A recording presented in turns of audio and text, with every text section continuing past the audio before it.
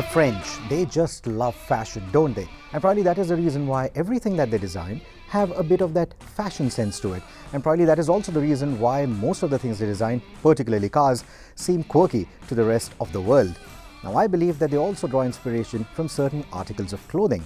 The Renault Duster, which is the most arguably French SUV that is known to India, draws inspiration from the rough and tough hiking boot. Whereas this, the C5 Aircross, seems to draw inspiration from sports shoes. Especially these air bumps, as Citroen likes to call them, seem inspired by the air cells or the air pockets that you see on some of the running shoes. Whereas the accents that you see on them, well, they seem to be inspired from the highlights that you see on some of the newer sports shoes.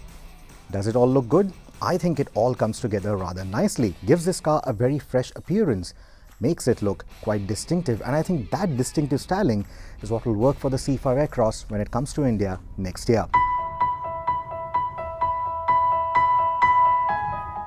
Citroen's aim with this car was to bring a fresh new design to the mid-high SUV segment and also introduce this segment to the acclaimed comfortable ride quality that the brand has been boasting about since the 2CV. So before we start talking about its design, let us first drive it out and see if it's actually that comfortable. The short answer to that is yes, the ride quality is damn good.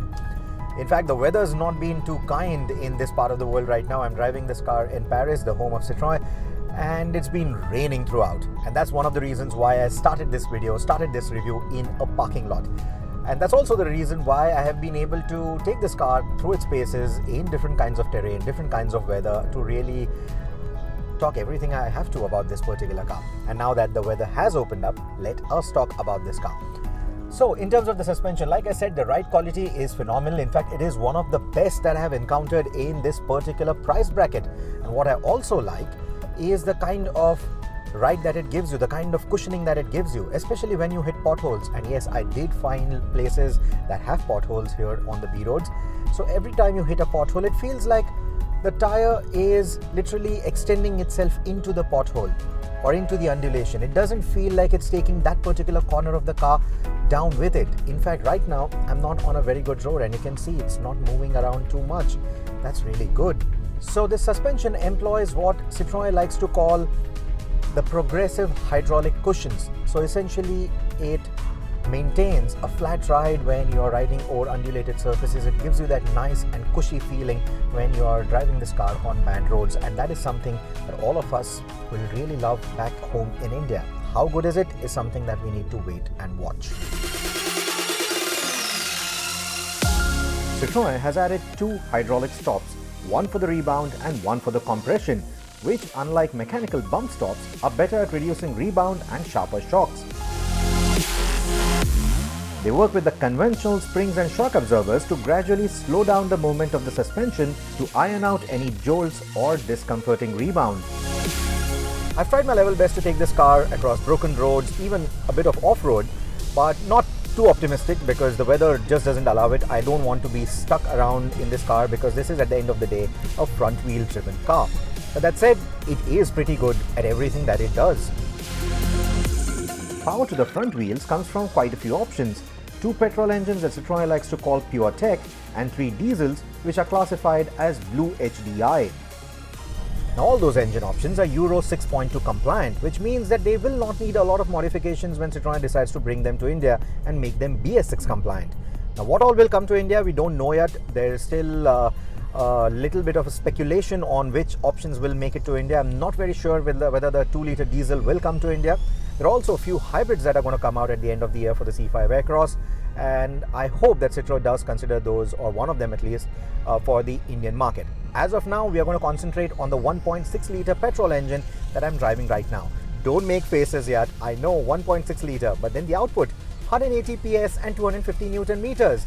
And well, it does feel like a 180 PS car. So like I said, don't make faces just yet. It is an extremely nice engine, very easy to drive in the city, very nice on the highway as well, cruises effortlessly, and even around the twisties, it has enough poke to put a smile on your face. So don't write off the 1.6-litre engine just yet until you drive this car.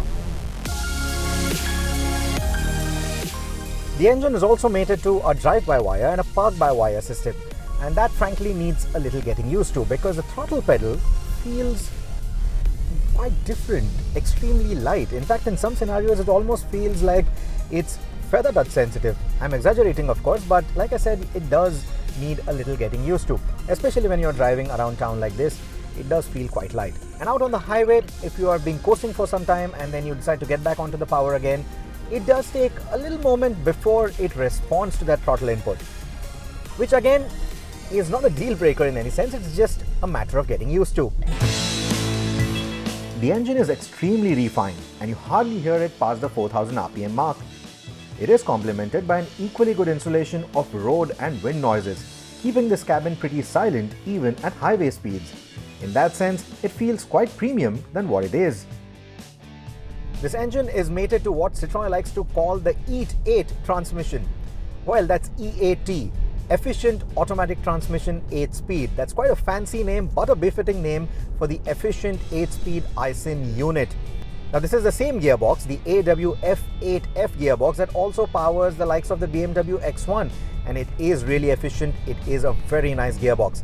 It is very quick to respond to part and full throttle inputs. It's quick to downshift in that sense. Upshifts do take a while, but it's quick to downshift, quick to build speed. So whether you're pulling an overtake at highway speeds or even pottering around town, this gearbox is pretty impressive. Around the twisties, however, you might want to resort to the manual override, and that is easily done using paddle shifters behind the wheel. I really hope though the paddle shifters were a bit better, nicer to touch. These are very plasticky. They even make this plasticky noise, but that's about it. I think it's a nice gearbox and these paddle shifters are nice to have. Now, talking about the visibility that this car offers, the exteriors have already shown you that this is a big boxy vehicle, so getting a judgment of all the four corners of the car is not a problem at all. And in terms of visibility, it's very easy. The windshield is nice and large, the glass house is really large, the A-pillar not too fat, the wing mirror slightly bigger, but they don't really intrude into your cornering or your peripheral vision all that much. So visibility is not a concern at all. But if I had to go nitpicking, the rear windshield is a bit too small. If you have to get a view outside of that, you might have to get a second glance from the rear view mirror. That's about it.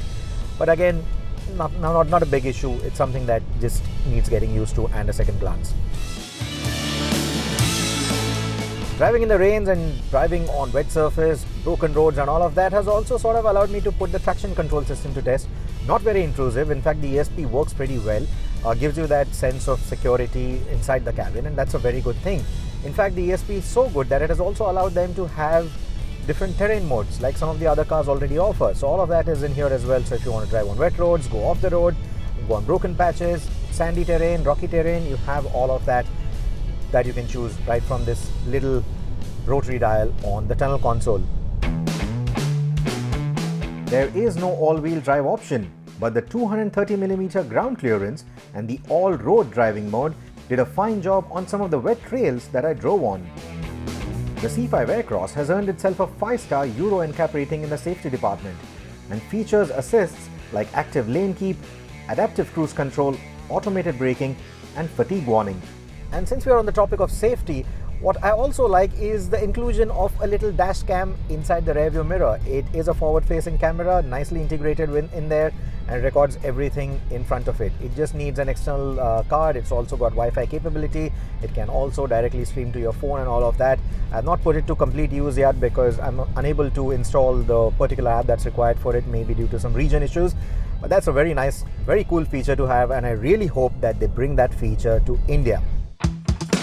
The forward-facing camera and the reversing camera together are used to create a 360-degree panoramic view of the surroundings. However, it just doesn't work as efficiently as a regular 360-degree camera setup. Now, moving back to the suspension and handling dynamics. Well, all that cushy ride quality also has an impact on the way this car drives. Under braking, there is a bit of a nosedive because it is a squishy setup at the end of the day, and when you hit the bends, well, there is plenty of vertical movement. Soft is the keyword for this car, and that's exactly what it feels when you also go around the twisties. So is this a very enthusiastic car when it comes to driving around the bends? Well, there are better options, of course. Is this too wallowy? Not really. Will this give you motion sickness? I doubt that. Until we really hit the twisties back home in India, I can't really comment on that, because what I've been driving on right now are mainly flat roads, straight roads, and a few curves here and there. But yes, it does give you the feeling that this is a softly sprung car and there is a fair bit of vertical movement. The other bit that contributes to the comfortable feeling inside the cabin is the sound insulation and, more importantly, the differently cushioned seats. So, in terms of the interior, the first thing that you will notice is all the squared off theme once again. We saw that on the outside, and you also get that on the inside. You have these square AC vents, you have a very nice grid-like layout for the dashboard. I think it all looks quite nice. All these stitched materials, soft touch materials, it really elevates the feel of this cabin. Now, some of the common touch points, like here, they're all done up in soft touch, while on top, it's a bit of a scratchy plastic material, but it all comes together quite harmoniously, looks quite nice. A little bit of nitpicking here, well, because you have split vents here, I would have really liked individual control so that you could literally, these could be essentially 8 different AC vents, so it would have been a lot more versatile in the way you could cool the cabin. Right now it doesn't happen. When I move this, it moves the entire fins, set of fins inside, which is a bit of a lost opportunity is what I would say. In the center, you get an 8-inch touchscreen. Even the instrumentation is all digital. Now, before we come to that, I really need to talk about this squared off theme taken down to the seats. You get these nice little pads right here, and it feels quite nice. It is also quite comfortable. In fact, it contributes to that cushy feel that the suspension gives you. Even the seat gives you that cushy feel. The driver's seat is electronically adjustable, manually adjustable for the passenger seat. And in terms of the space management, that is something that I really need to draw your attention to. The space management is superb. Now, in fact, if you look at the tunnel console, I have space for a large size croissant, I have space for my coffee, and if I open this, I have space for my wallet. I have a deep, big space right here that can even take a tripod, my keys, all of that is right in here, and it's also lit. So because the insides are quite dark, they're black, if you put in your keys or if you put in some stuff that you think is going to get lost in there, there is lighting there as well. I can also keep my phone here. It's a wireless charging pad. There's a 12-volt socket, there's a USB port. In between are the drive mode selectors, the terrain mode selectors, and this really nice gear shifter. Continuing on the space, the door pads can take a huge 1.5 liter bottle. So in terms of space management, I think it's spot on. That's something that we are going to love back in our market as well. The fit and the finish feel quite premium, and the tan upholstery contributes further to that effect. All the controls and the storage spaces fall easily at hand, but the start button and the gear selector need a firm push for their operation. In terms of the infotainment, like I said, it is an 8-inch screen. This is the kind of layout that you get. Large icons, very easy to use when you're driving as well. You also get additional switches right at the bottom. Reminds me of microwave ovens. That's the kind of instrument panel that is. It doesn't give you any kind of a haptic feedback or any sort of feedback, or even a chime for that matter, to know that you've pressed it. Of course, there is a change that happens on the screen, but if you're doing this while you're driving, you have to literally take your eyes off the road. Also, the air conditioning, all the controls are on the touchscreen itself. I'm not sure if you're a fan of it. People are polarized on that. Some people like it, some people don't. I don't think it's that big a problem because you don't really end up choosing or changing the temperature quite often. Once you set your desired temperature and leave it in auto, you usually do that. You don't have to go back to this menu all that often. But if you're the kind who wants those physical controls for air conditioning vents, well, then you don't get that in the C5. You have it on the instrumentation or the infotainment itself. As for the rest of it, well, it's a little bit of a difficult layout to use. Like now I'm searching for the home button and I can't really find it. So in terms of the layout, not the most intuitive layout, but anyway, you get Bluetooth connection, you get Wi-Fi connectivity as well. This will have connected technologies, so there will be other apps and everything that you can use with it, like some of the other cars like the MG Hector and the Kia Seltos that give you the connected tech.